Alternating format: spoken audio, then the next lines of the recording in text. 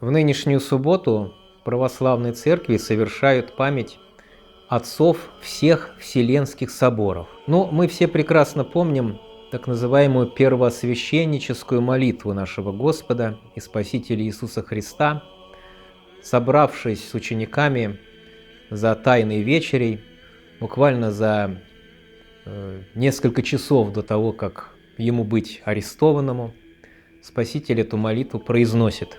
О чем же он молится? Он молится о единстве. В частности, говорит такие слова, обращаясь к Богу Отцу: «Как Ты, Отче, во мне, и я в Тебе, так и все они, то есть ученики, да будут едиными. Потому мир узнает вас, что вы будете иметь любовь между собой». Вот эта любовь, единство, все это должно быть важнейшими признаками христианской общины, признаками церкви, которая едина во Христе, составляет единое тело во Христе. Но из этого вовсе не следует, что между людьми, даже в церкви, между церковными людьми не может быть разногласий, споров, дискуссий, разномыслий.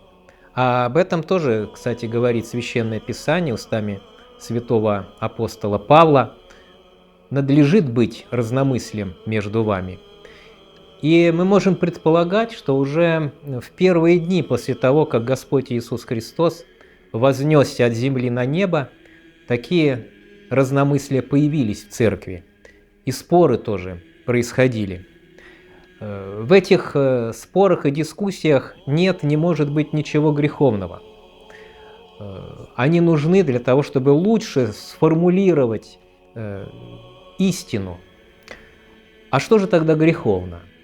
А греховно, если человек упорствует в своих заблуждениях, если человек коснеет во лжи, если человек выдает свои фантазии, домыслы, свои заблуждения за мнение всей церковной общины, за мнение всей церкви, если человек не соглашается с мнением всей общины, всей церкви, вот это греховно. И таких людей, конечно, следует приводить к покаянию. А если такие упорствующие люди не каются в своих заблуждениях, то их следует из церкви исторгать. И вот в первые же месяцы церковной жизни в церкви были выработаны критерии, каким образом следует устанавливать и формулировать истину общую и обязательную для всей церкви, и что необходимо делать для того, чтобы избавляться от людей, которые не желают эту церковную истину сохранять, соблюдать. Таким абсолютным средством установления, формулирования истины являются Вселенские соборы, собрания преемников апостолов, собрания епископов, которые представляют все без исключения церковные общины.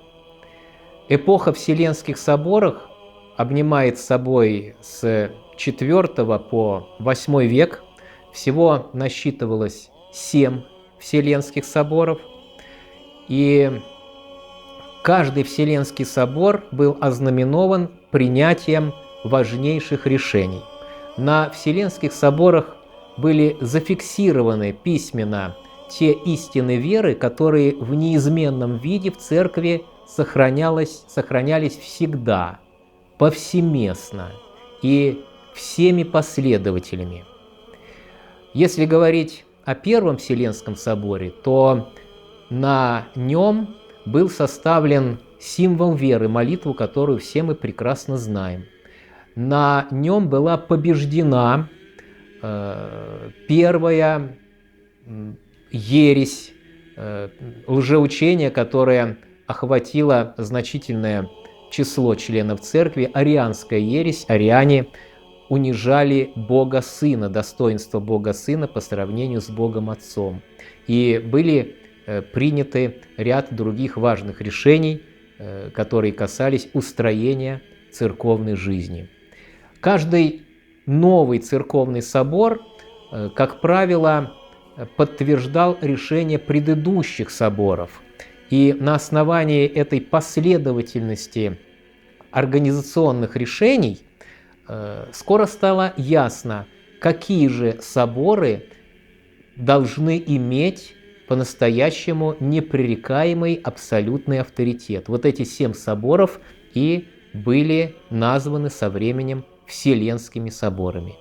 Я всех вас поздравляю с Днем памяти отцов Вселенских соборов и желаю, чтобы мы в нашей жизни, в нашей деятельности руководствовались решениями этих соборов.